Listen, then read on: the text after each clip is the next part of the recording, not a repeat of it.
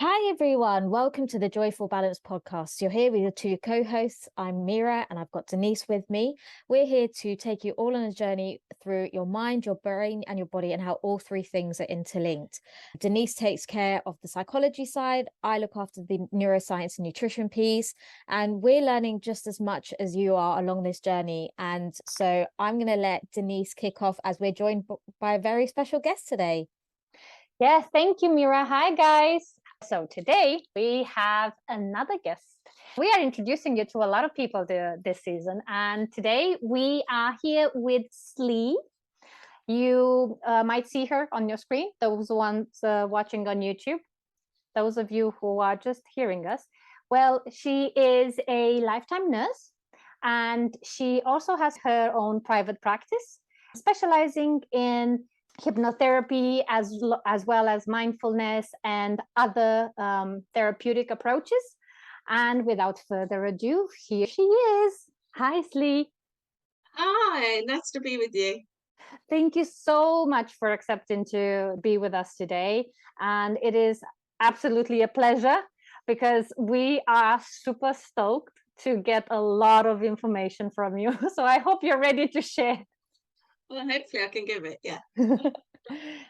So as you guys know, we on a journey this season. So we've taken you through wellness up until now. We spoke to you about what Mira and I were doing and how we want to better ourselves and our lives.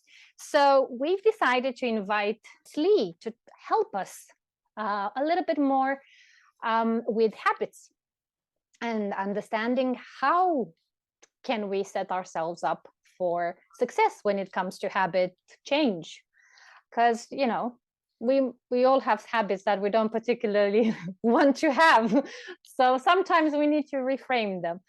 We have a few questions like we normally do with our guests. And I will start with the first one and then Mira is going to jump right in. Don't worry, she's still here. I'm definitely still here. I'm just being unusually quiet at the moment. That is absolutely unusual for us. I know. So my first question for you, Slee, is say you have somebody coming into your therapy business and they want to change a habit, whichever habit that may be. What do you normally recommend to such a person who wants to change a habit? I think it's very dependent on what habits they come with. Someone who comes with unhealthy habits around food is very different to someone who comes in, say, who just wants to stop biting their nails. Around food and unhealthy behaviours around food is really complex.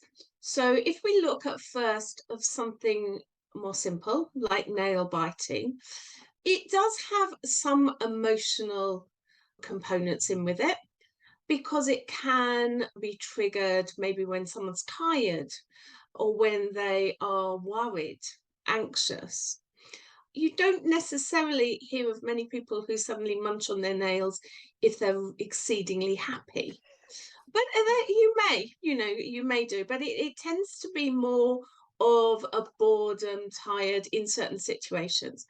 So with people like that, first of all, it's really important to become aware of the habit, to actually do a habit diary.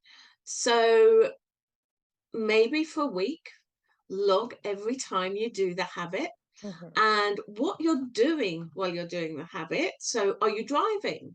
You know, have you got one hand on the wheel and then you're sort of munching? Or are you watching telly? You know, those sorts of things. What are you doing? Because that may well be one of your triggers. What are you thinking? Or you're not thinking of anything? Are you bored? How do you feel? Are you tired? Are you worried about something? Note all those sorts of things down. All that will do will bring it to your attention and make it easier to then do something about it. The trouble with habits, sometimes we do it very unconsciously. It becomes an automatic behavior. Now that automatic behavior goes for all habits. It gets ingrained and it becomes something that you're not even aware of. We run our lives today probably 80% on automatic behavior. When we're cleaning our teeth, we're not having to think about how we're holding our toothbrush, how we're moving our toothbrush. We can sometimes be concentrating on, oh, I need to do this side for a minute or whatever. But actually, the physical brushing of your teeth, it becomes automatic. And quite often we're thinking about something completely different. You know, we're thinking about having to pick the kids up from school, or what am I going to make for dinner, or whatever. So that's how we run our lives, mostly on automatic. So it's really important to become aware of your habit. When you do it, what are you feeling? What's going on at that moment in time? Is it just you do it when you're driving? You know, is it just very, very simple? It could be simple. It could be more complex. It could be when someone gives me a heavy workload at work that worries me, that stresses me, I have to have some sort of outlet. And of course, when we're talking about healthy eating and our habits around food, it's really complex. There's lots of other things going on, not just about those emotions, you know, happiness, sadness, boredom. Could be tired. I'm really tired. I'm just going to eat whatever I've got close. It can just be automatic eating. How often do we sit down and maybe have a cup of tea, and we always have 2 biscuits with it? It's just something you make your cup of tea and you grab those 2 biscuits. When we're eating in front of the television, can be totally automatic. Kids often will have a packet of crisps or something nearby, and if you watch them, they're not even registering that they're eating the crisps. They're just sort of piling it in. It becomes an automatic behavior. So the first thing you have to do is you have to become aware, to take it out of that automatic behavior into awareness. And then you have to dissect what it is that is going on around that behavior. Does that make sense? Yeah, definitely. Definitely. So a diary is a great, absolute great place to start, because it starts that awareness process. And you have to be asking yourself in the diary, asking yourself questions, especially around food, especially around healthy eating, especially around cravings, very particular questions. Why am I going to eat? Hungry. How often are we actually eating because we have nutritional hunger? We probably don't eat because we have true nutritional hunger.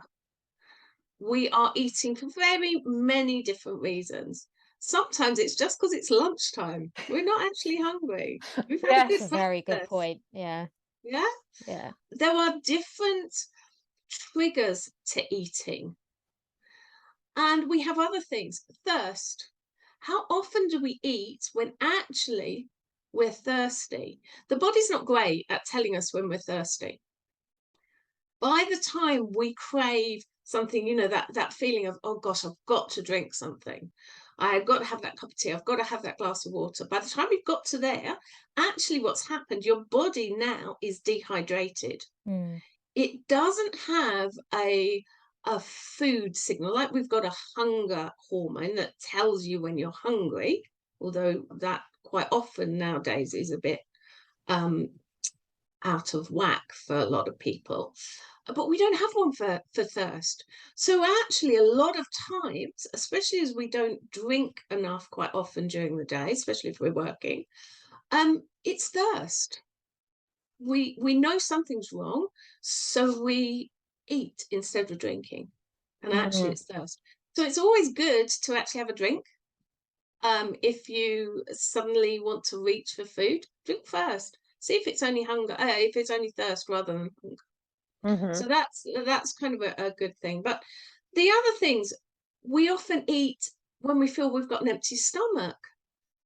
who said having a full stomach all the time is necessary? It's not. Mm.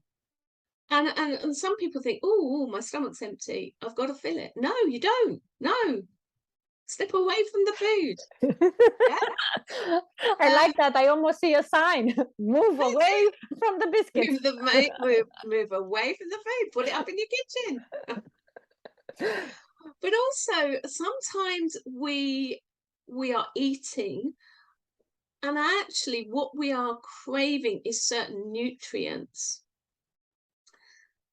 Because our food, if we have a particularly bad diet, our habits are such that we have chips, we have, chicken and chips, McDonald's, all that fast convenience food, processed food, things like that. We develop a habit of eating that, but they are quite often empty calories. There's very little nutrition in that food. So we set up a habit pattern of continually eating, but we're continually eating because the food we're eating isn't containing the nutrition that we need. Mm. So you're setting up a habit of, I need to eat, I need to eat, I need to eat. I'm eating. And the food industry buys into that. They make these high fat, high sugar foods that are, have the bliss point and are very, attractive to us, and it sets us up on that habit spiral of eating that type of food. The food industry's got it down to a fine art. They manipulate the food so it has just what's called the bliss point. So our habits aren't all our fault, especially around food. I think it's very important to point that and to remember that it's not all because of something we might have developed. It's also because of other reasons. And I think there's often a lot of reasons behind our habits, and just looking at when we are doing this behavior, what we're thinking, what we're feeling, is really, really important. That's key, because you can't change anything unless you notice it. Yeah, that makes a lot of sense. Denise, did you have a follow-up question? No, go for it. Well, I just part of me wonders, and I don't know if there's anything in it from the psychology perspective from either you, Slee, or Denise, but when it comes to this whole mistaking hunger for thirst, I kind of hear some really believe that that's true. A few experts believe that they're governed by two very different metabolic homeostatic mechanisms. But I wonder if there really is something around, there's something really pleasurable about that aspect of putting something into your mouth almost. And I think it's kind of really important to think about that for a second, just because I think we mention it quite a lot on this podcast. And I was just wondering, I mean, you're both nodding emphatically, which means I must be on the right track. And I just wonder if you could just add a bit more about that. Totally. It's really, when you do your food diary, part of the process, so what I've been talking about is the initial noticing, but then you can extend the diary, and you extend it to, what am I wanting to eat? What types of food am I wanting? You're right, there are certain foods that we crave and we want to eat. Like, often people who have issues around certain foods aren't craving broccoli. Yeah, they don't suddenly say, oh God, I'm going to die for a plate of broccoli. They tend to go for the high fat. Yeah, if only. Exactly. They're going for the highly processed, high fats, high sugars. And you need to be looking at what foods are you craving? Why are you craving it? Chocolate's a prime example. There are lots of good stuff in chocolate.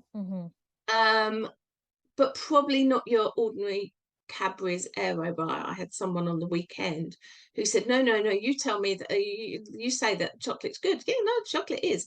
But he's eating like chocolate aero. That's not good. Yeah. The amount of chocolate on that bar is minimal. Minuscule, yeah. And there's a huge amount of fat and a huge amount of sugar. Huge amount of sugar.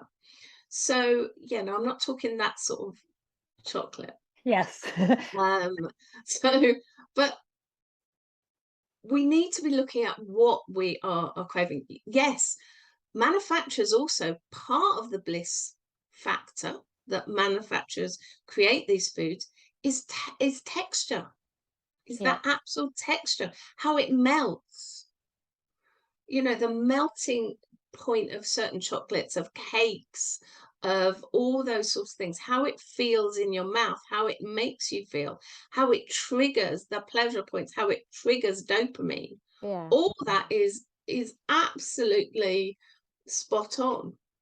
It triggers dopamine in your brain, which is your pleasure hormones. You know, it's saying, I'm getting pleasure from this food. Yeah, we've talked about dopamine and a lot on this podcast, but it's good to hear you refer back to it always. That's it. It's a very short-lived thing. Yeah. So part of your food diary is actually thinking about how you're eating. So putting the food in your mouth, the first 2 mouthfuls, yes, you may get that hit of dopamine, but actually from then on, you probably don't, actually, realistically. So there can be 2 things you could get from that. If you are suddenly craving cake, do you need to eat the whole slice to actually maybe just one mouthful, have a taste of it, because that's actually all it takes to get that one hit. But you document that. How do you feel while you're eating it? How do you feel in that first mouthful? What does it say to you? What are you experiences? Is it actually as nice as you imagined when you were coming home on the bus and thinking, oh God, when I get home, I'm straight away going to eat that. I'm craving that. Does it taste as nice as you really imagined it to be? Is it as good as that? Does it last through the whole thing you're eating? And then 20 minutes after, 30 minutes after, how do you feel? Yeah. Are you still feeling hungry? Are you still, you know, if you've eaten something like a McDonald's, it's quite often people will eat a McDonald's, but there's so little nutritional value in it. You know, an hour later they're hungry again because actually their body is saying, well, yeah, okay, can I have some protein? Can I have something?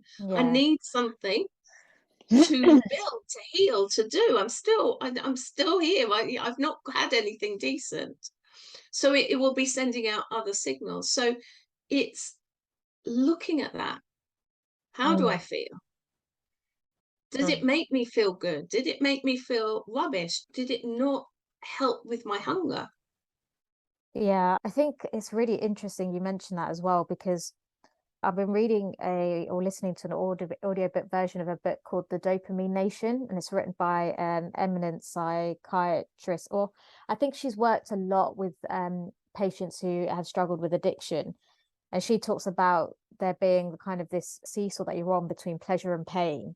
And sort of once you tip that seesaw, well, one, the reward itself is never as good as the anticipation. So that journey home, when you're thinking about the cake, that quote unquote high is not going to be replicated and bettered when you actually eat the cake. And I think we can all imagine points in our lives, like when when we've had that moment, or like, we really wanted to buy, like, I mean, look, I'll put my hands up, I'm guilty of this, but like, can't wait till the new iPhone comes out. Then it comes out and you buy it and you're like, oh, yeah. Okay. Then you want to the next thing. Then you're on Exactly. the next, absolutely. And I think it's important, what's also very important in all of this as well is, like, once your brain stops listening to dopamine as well when you keep going out for these rewards, but because your brain is balanced between this pleasure and sort of pain principle, when you're starting to tip the scale to way more pleasure, your body's trying to rebalance itself, so you start feeling more pain. Now, whether that's emotional or physical pain depends on the drug of choice and what you're using it for, but I think something like keeping a diary and really drilling into how you experienced the build up, the rewarding thing, whether that's food or whatever, and the how you feel afterwards, is a really, really important learning point that almost makes the change a little bit easier to deal with. Definitely, because you then see the process, even if it is something as simple as biting your nails. How do you feel afterwards? It is about that. I mean, did it help? Did it, if you're doing it for an emotional reason, did it help? Yeah. No, generally speaking, it doesn't. Biting off your nail is not going to help you with your worry. You're still going to be anxious. You're still going to be worried. You're much better. Once you understand that, you're much better thinking of ways that you can displace that habit. Yeah. And it's the same with food. I wonder, talking about displacing the habits, what me and Mira on the podcast constantly say is decide what you want to change and then split that in million little pieces and do the smallest little piece first in order to build up, rather than drastically tomorrow you wake up and that's it, you're doing this and you're changing your diet and you change your job and everything at once. Definitely don't try and change everything at once. Doesn't work. Just doesn't work. It may sound like a really good idea, or if you're thinking about it, you think, oh yeah, on Monday I'm going to eat healthily, I'm going to go to the gym every day, no, that's not your. And also what you tend to do is you bunch all those things together. So when you fail one part, which you will inevitably do on that major change, you then, something in your brain goes, well, you failed. And just even if you haven't made it to the gym, you then somehow, because everything has fired together in the brain, and it's a whole linked process. Oh, well, I failed. And I failed as an entirety. And so then you're less likely, you're more likely to go, oh, well, I failed at not going to the gym, I'll have something bad to eat. Yes. Does that make sense? Yes. Then the all or nothing comes in. I was just about to say it's the all or nothing thinking. So that's really important. You're right to just take some little things and change incrementally. So try and change your exercise pattern 1 week or 1 month, and then build in something else. What I would say is habits, though, if you are going to start a new habit, like going to the gym, going swimming, whatever, build little things around it that make that habit more fixed in your mind. For example, try and always go at the same time, because then, even if it's something like going for a walk in the evening after dinner, go at the same time, because then that time comes up and it's time for a walk. Yeah. The two things together, the symbiotic nature, it's two things, it becomes more powerful. If you put your exercise clothes on, or have them all laid out in the morning, so that when you get up, you put them on straight away, and it's the time you go to the gym, you're linking three things together. I go up, I take my gym bag, I'm out the door. If I'm definitely going to the gym after work, have your gym bag at the front door, so you pick your gym bag up before you go out. That is part of the process. It's triggering your brain to say, today I'm going to the gym. You're linking things to make that habit pattern stronger. Those are fantastic hacks. And ladies and gents who are listening, that's exactly what I have to do to get myself to the gym in the morning, is at night. And I did this last night. I put all my clothes out. So as soon as I got out of bed, I was in my gym stuff, and I had a 2-hour driving lesson this morning, and I was like, right, I'll put my gym clothes on, I'll go for I'll have my driving lesson, and I'll literally dump my coat back in the house and go straight to the gym. And that's exactly what I did. And even though I had queued up these things kind of perfectly, as much as anyone can, my brain was still like, oh, but like, oh, maybe we could go at lunch, or like, you know, whatever. And I was like, no, you're in your gym gear now. Like you're already halfway there. You know, you've won half the battle. Yes, And sometimes exactly. I don't know if it's for clients who like are kind of struggling with those final steps of kind of doing the healthy thing. I mean, maybe this is going slightly off topic, but just thinking out loud as I think about the self-talk that I had to give myself in order to like get myself past onto that final hurdle of actually getting to the gym. How do you kind of knit together those final two pieces that, you know, help someone when they've already done all this you know, they've already primed all of the stuff in their brain to make them do the thing, to then them not falling at the very last hurdle, if that makes sense? But you can do a lot around that. Now, Mm, you got your stuff ready the night before, I did. okay?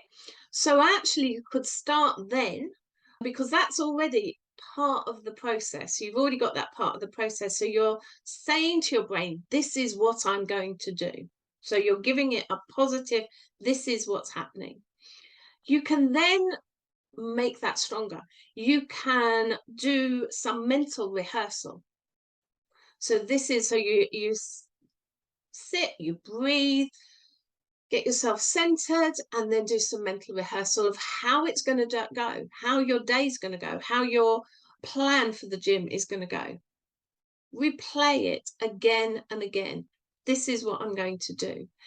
The brain will see when you do like an imagery rehearsal of you going through the process of what you want to do, it actually registers it as if it's real. Actually, it's a practice for it. And so in the morning, when you put your gym clothes up, it goes, I know where this is going. I know the plan. Yeah. I'm here. I've done this before. And it will become much more automatic, because again, what you're doing is you are trying to set up your automatic habit in a positive way. So we're taking something maybe that has been negative in the past and we are changing it to a positive habit. So you want to ingrain it and you want it to become an automatic habit. Mm. And by imaginal rehearsal, you can do that, because you are, to change and make a habit takes quite a lot of repetition. Imaginal rehearsal will give you some of that repetition without even having to do it. Yeah. Or otherwise known as self-hypnosis. Yeah, it's a form of self-hypnosis. You're right. You don't have to do anything spectacularly sort of hypnosis-y. You just sit, you make sure you're relaxed, you're focused, and you replay your scenes that you want to do.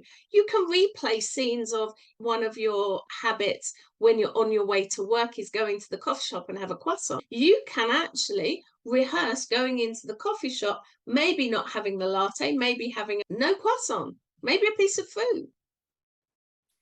And Yeah, you I do really the like that. imaginal, the rehearsal around that. And you can do that, as I would say to you, the nighttime is really a good time to start. But also when you get up in the morning, you can do it in the morning for other scenarios through your day. So if you're going to go to a restaurant with your friends, kind of what are the things I'm going to order? Am I going to lapse and say, oh no, bring on the chips? Or can I see myself making the healthy options? Run through that. It's a great idea. I love that. It I'm would be definitely much, sorry, yeah. No, you go for it, Denise. It would be much easier, because as Slee was saying, you're basically repeating something that your mind thinks has been there before. That's really cool. I really like that. It becomes part of the habit. It becomes, it's setting your habit up. It's just running it through in an imagined way, but you're still running your brain through it, and your brain still sees it as actually has happened. And so when it gets into that scenario, whatever scenario you run through, it says, I recognize this, I know what we're doing. It becomes ingrained in a certain way. Go on, Denise, do you have a question?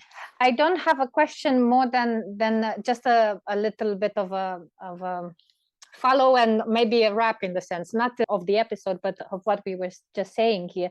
I just wanted to share with everybody listening that what Slee has so beautifully explained in the past 10 minutes or so is very much what happens in a therapeutic session when somebody wants to change a habit or add another good, positive habit to their life. It's all of this rehearsing in your imagination with or without hypnosis, going through the motions so that it becomes such a familiar thing to yourself that when you think, okay, I am going to go to the gym, the self-talk of maybe tomorrow becomes, quieter and quieter and quieter, because it's like, but this is what we do. It becomes such a, brushing your teeth kind of thing. Yes, exactly. That's what you're trying to do. You're trying to exchange the old with the new way of being. I'm going to have to try and remember that the next time I have to get on a plane. This is a really good. Yes. It's excellent for that. Back it up with things like coping statements. Have a little sentences, it can be something simple. If you're going into maybe giving a presentation, you give yourself coping statements. I can do this. I'm strong, I'm powerful, whatever. But you use some words that you feel, I'm going to the gym because I am fit and healthy. You don't say, I'm going to the gym because I don't want to be. You never say a negative, always say a positive, because I am healthy and fit and strong. You have those types of coping statements. Put those in there. Always in the present tense. Always in the present tense. I am. It just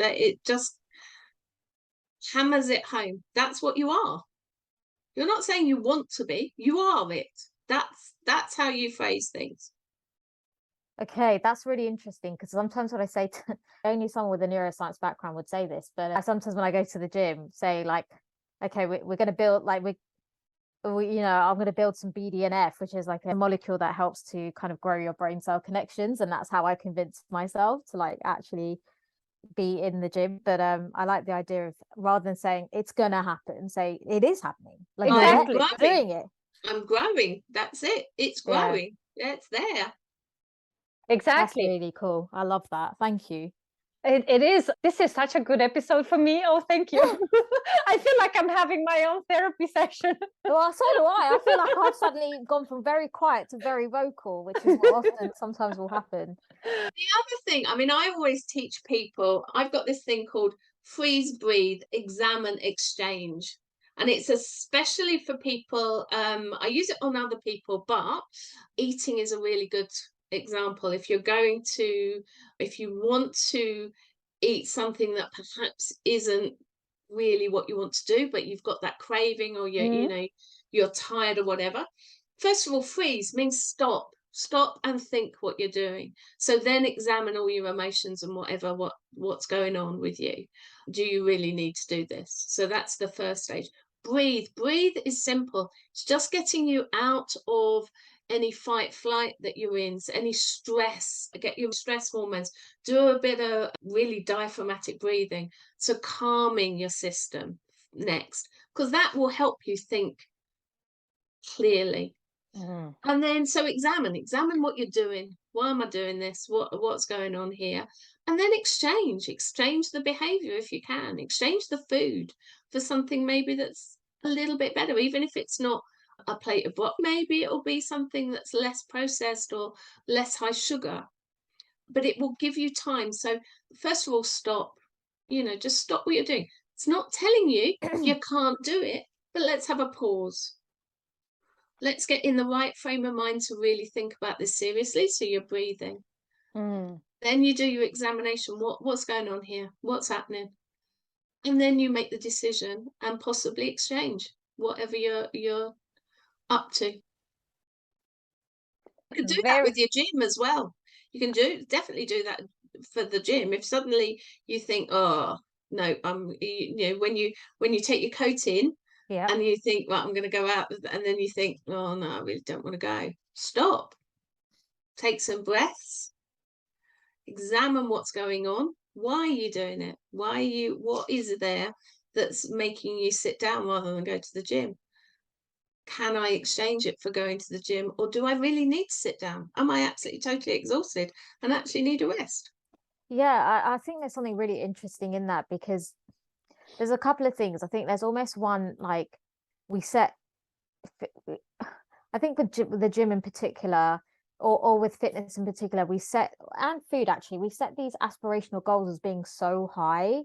And so when you kind of are on that journey, whether it's improving your diet or improving your fitness or whatever it might be, because there's like so many people out there who on the face of it appear to be doing these amazing bodybuilding, like sitting on an ice cube and meditating things. Nothing is wrong with any of them in there if that's what someone's passion is. But I think then the expectation for the rest of us to be able to do exactly that, because at the same day we're all the same ball of cells, I think it really sets people up to kind of really struggle. And if they feel that they can't achieve that, which is back to this all or nothing, then it's almost not worth doing, or we're not going to be able to do it well enough for it to have the benefit we want, or whatever it might be.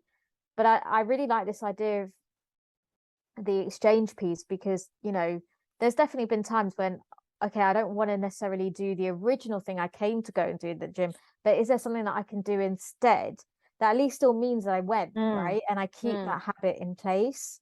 You get the momentum, but you don't necessarily have to be 100%. We're not always 100%. And we do tend to have this all or nothing. So we either succeed or we fail.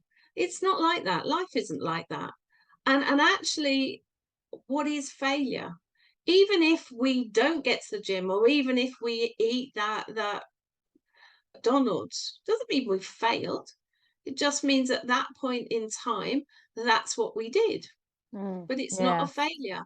But as soon as we tag ourselves as a failure, you tend to then, oh, what's the point? Yeah.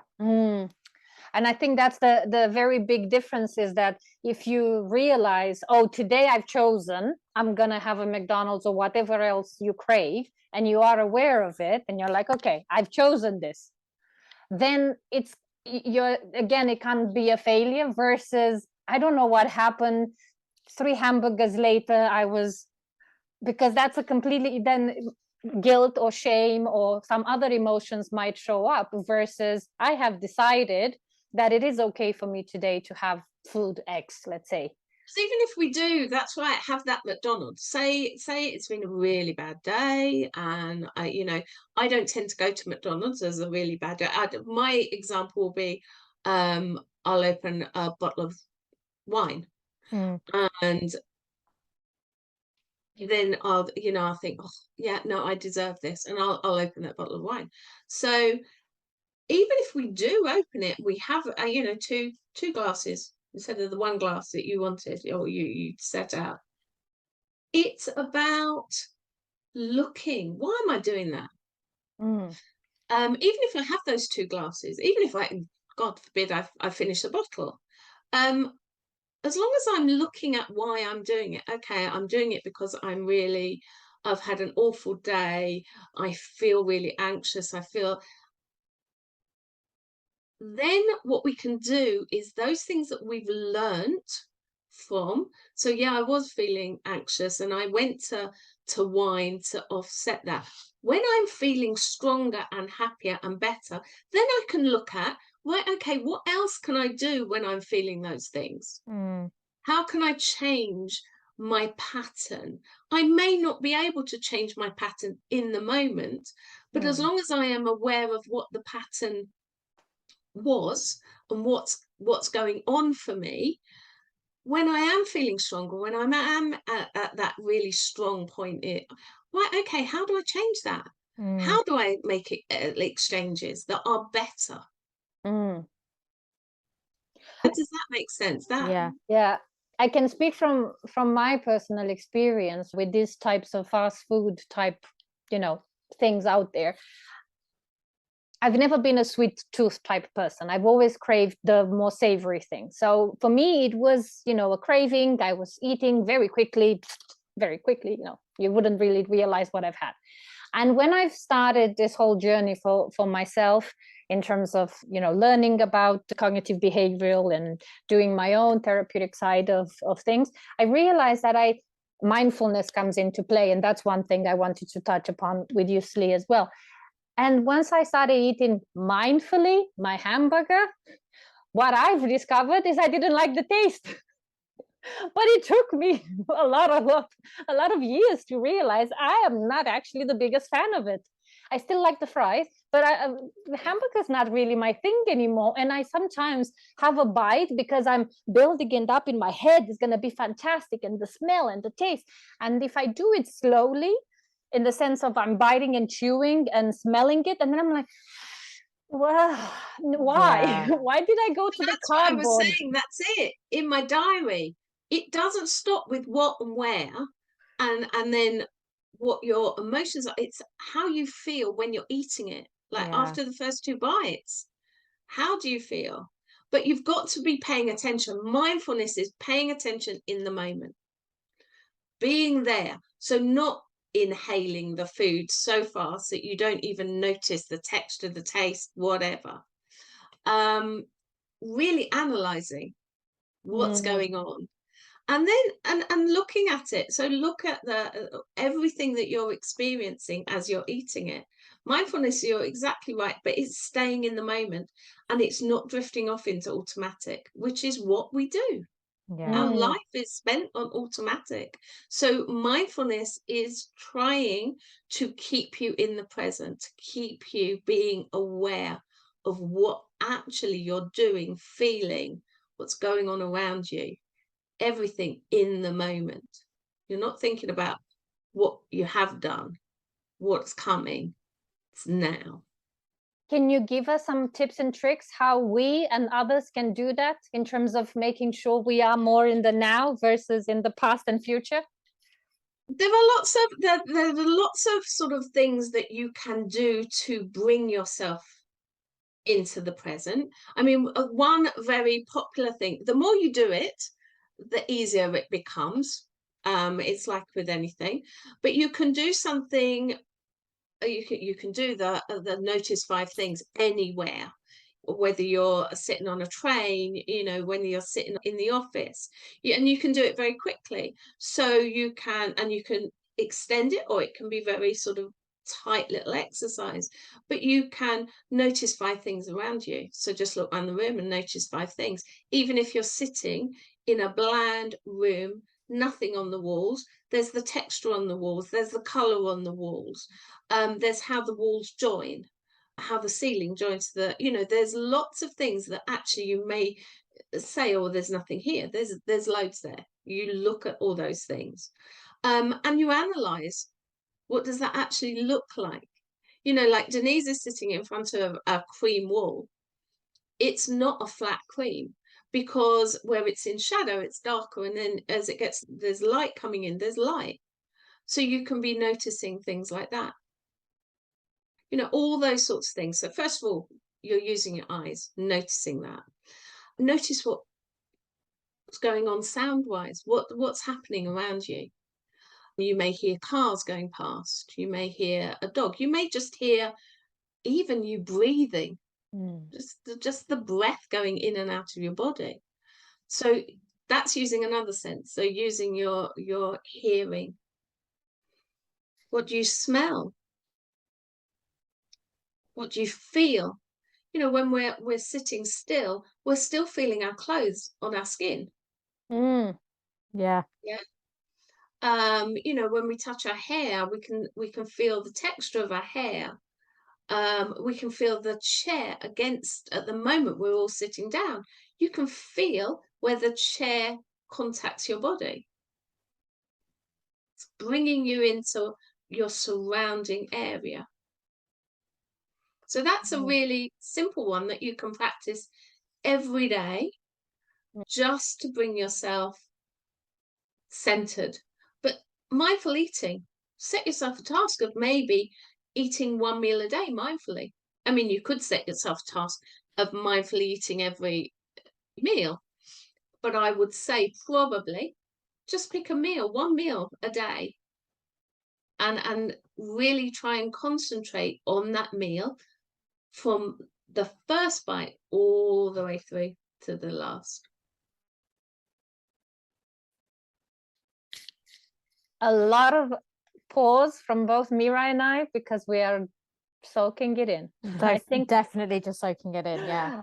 I think we both know things. It's just sometimes when you hear it from somebody else and from you, Slee, with so many years of experience and the way you express it, it's so like, okay, I need to put this somewhere, capsulate it somewhere in my brain, my body, my memory, so that I remember to do it all the time. But it is a habit, so we have to start with doing it once and then little and often, and the more times you practice, the better you get at it. It's like anything, the more automatic it becomes. Yeah. Do you have any follow-up things, Mira? Because I have still 2 questions on my list. You go for it. So one of them is, we would like to understand a little bit more how, knowing what you know and having had the experience in the NHS and outside of it, how all of this, or what did you implement in your everyday life? How this the professional side of you influenced positively your personal side of you?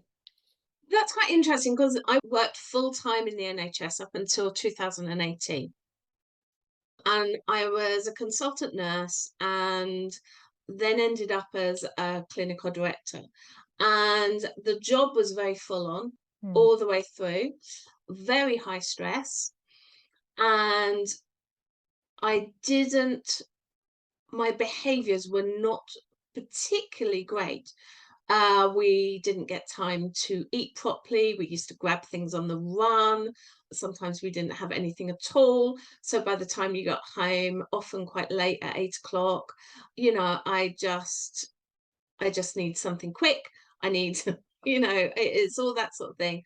I'm too tired to go to the gym. I was lucky, I suppose, that my work was quite physical.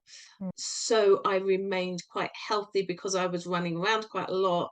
I also wore a lead apron a lot of the time because my theatre had x-rays. So we did the weight bearing exercise. I didn't have to go to the gym. I had a lead apron on most of the time. Oh, God. But actually, my habits and my behaviours were not particularly good in my NHS life.